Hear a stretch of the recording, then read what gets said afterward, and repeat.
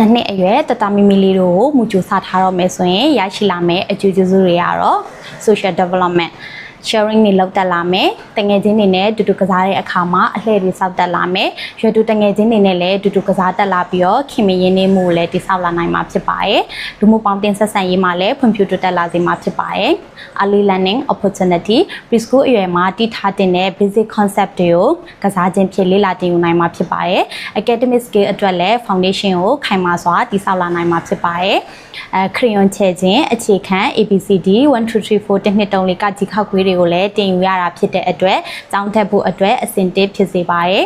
အာယုံခံ၅ပါးအသုံးပြုပြီးတော့ပစ္စည်းစစ်များဖြစ်လေးလာတင်ယူနိုင်တဲ့အတွေ့အကြုံနဲ့ဆွဲမြဲတဲ့တင်ယူမှုတွေကိုလည်းရရှိစေမှာဖြစ်စေပါတယ် language development ဘာသာစကားအပိုင်းမှာပို့ပြီးတော့ဖွံ့ဖြိုးတိုးတက်ကောင်းမွန်လာစေပါတယ်စကားလုံးတွေကိုလည်းပို့ပြီးတော့တည်လာမှာဖြစ်ပါတယ်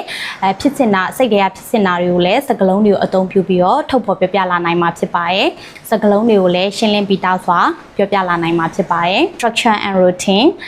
စနစ်တကျစည်းကမ်းလေးနဲ့နေတက်လာမှာဖြစ်ပါတယ်ပြီးလို့ရှိရင် daily routine တွေကိုလည်းပို့ပြီးတော့မှတ်မိလာမှာဖြစ်ပါတယ်ညွှန်ကြားမှုတွေကိုလည်းလိုက်နာလာနိုင်မှာဖြစ်ပါတယ် dependent and confidence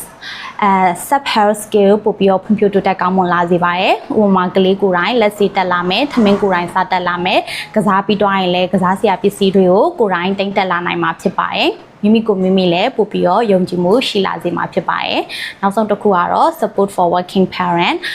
nurture preschool ကဂရုစိုက်တာ nurture ပါဆိုတဲ့ဆောင်းပုံနဲ့အညီ nurture preschool ကမိဘနှစ်ပါးလုံးအလုပ်လုပ်ရခြင်းတို့မဟုတ်အလုပ်များတဲ့မိဘတွေအတွက်ယုံကြည်စိတ်ချရတော့စောင့်ရှောက်မှုကိုပေးစွမ်းနိုင်တဲ့မြန်မာနိုင်ငံရဲ့ပထမဦးဆုံး ISIP မှုစုဆောင်မှာယုံကြည်စိတ်ချစွာလာရောက်အနှံလို့ရပါပြီရှင်